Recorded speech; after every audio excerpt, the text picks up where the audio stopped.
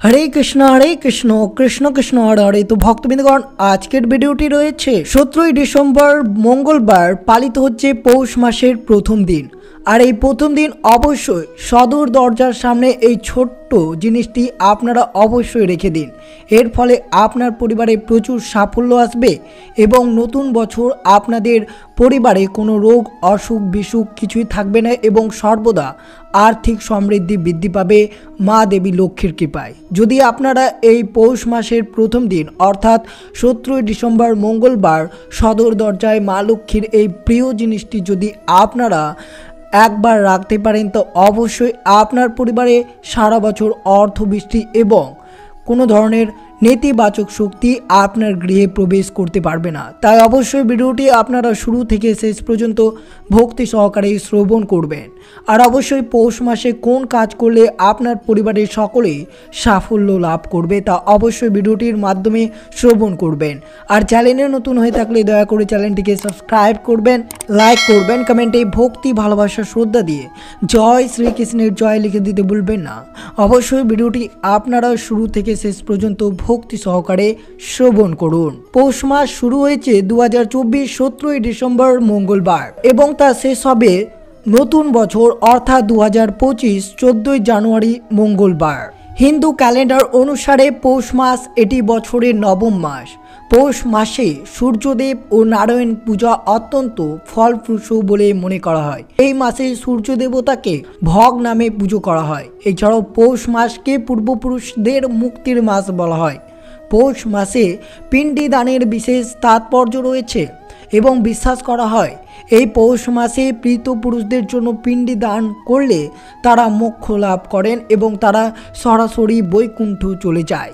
তাই এই মাসটিকে অন্য প্রীত পক্ষ হিসেবে ধরা হয়। তাই এই মাসে সব ধরনের মাঙ্গলিক কাজ একবারে নিষিদ্ধ রয়েছে।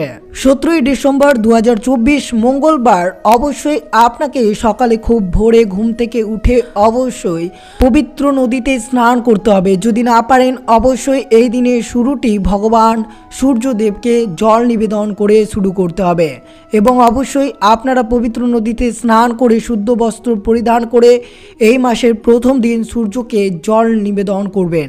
এই মাস থেকে পুরো মাস যদি আপনারা সূর্যদেবকে জল নিবেদন করতে পারেন তা অত্যন্ত শুভ হতে পারে আপনাদের জন্য। অগ্রকালে জলে রলি নৈবেদ্য গুড় এবং লাল ফুল যোগ করুন। অগ্র নিবেদনের সময় অবশ্যই এই দিনে আপনারা ওম আদিত্যই নমঃ এই মন্ত্রটি অবশ্যই জপ করতে একবারেই ভুলবেন না, কারণ এই মাস সূর্যদেব এবং নারায়ণের অত্যন্ত প্রিয় মাস। তাই অবশ্যই পৌষ মাসে সূর্যদেব এবং ভগবান নারায়ণের আশীর্বাদ পেতে আপনারা অবশ্যই এই কাজটি অবশ্যই করবেন পৌষ মাসের প্রথম দিন থেকে অর্থাৎ 17ই ডিসেম্বর মঙ্গলবার। যদি আপনারা এই নবম মাসে এই সব ক্রিয়াকলাপ করতে পারেন তাহলে আগমন 2025 সাল আপনাদের জন্য সৌভাগ্য লাভ করতে পারেন আপনারা। পৌষ মাসে অবশ্যই গায়ত্রী মন্ত্র জপ করা খুবই উপকারী। তাই অবশ্যই গায়ত্রী মন্ত্র জপ করলে আপনাদের কুণ্ডলিতে যে সূর্যের অবস্থান রয়েছে সেই অবস্থানকে আরও শক্তিশালী করে তোলে। এর ফলে যে ভক্ত এই গায়ত্রী মন্ত্র জপ করবে তার সাফল্য নিশ্চিত। অবশ্যই মনে রাখবেন পবিত্র নদীতে স্নান পুজো এবং দান করার ক্ষেত্রে এই পৌষ মাসের প্রথম দিন অর্থাৎ মঙ্গল দিনটি অত্যন্ত শুভ হতে পারে এবং অত্যন্ত পুণ্যদায়ী হতে পারে। এটি করলে আপনার বহু গুণ ফল পাওয়া যায়।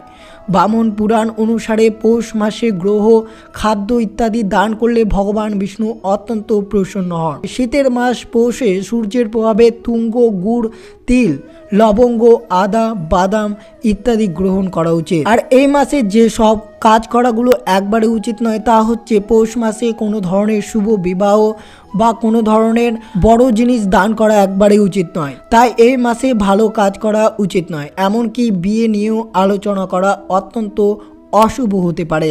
এই সময়ে হোম ভূমি পুজো অগ্নি গ্রহ চিহ্ন ব্যবসায়িক মুহূর্ত দেব পুজো পবিত্র সুতা ইত্যাদি শুভ আচার করা উচিত নয়।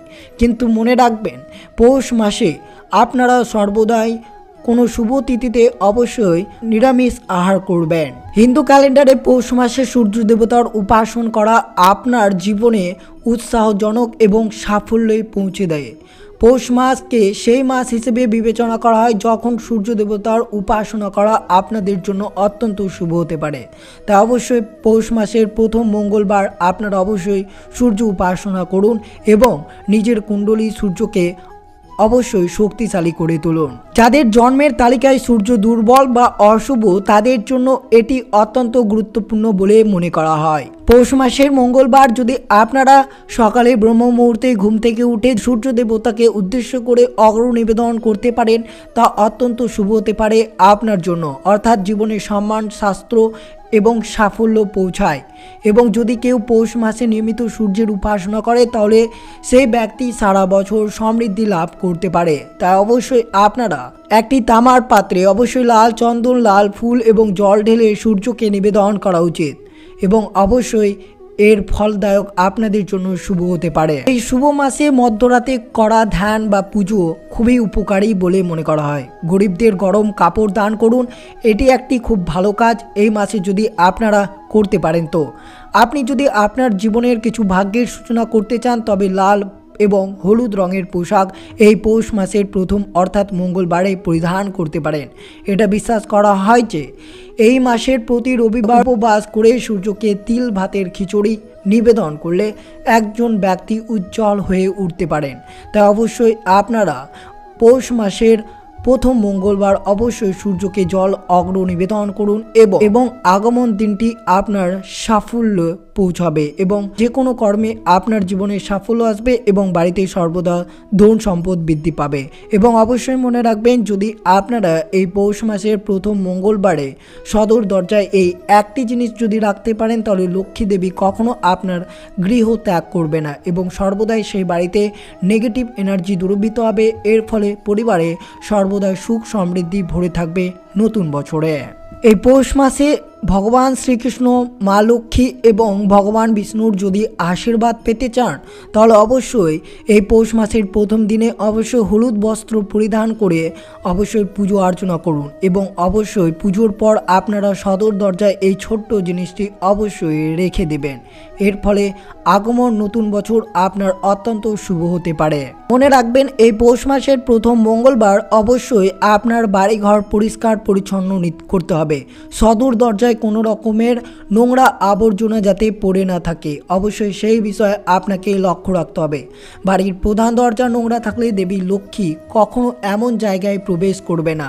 তাই অবশ্যই আপনারা পৌষ মাসের প্রথম মঙ্গলবার ঘুম থেকে উঠে বাড়ির প্রধান দরজায় পরিষ্কার করে দুপাশে জল ঢালতে একবারেই ভুলবেন না।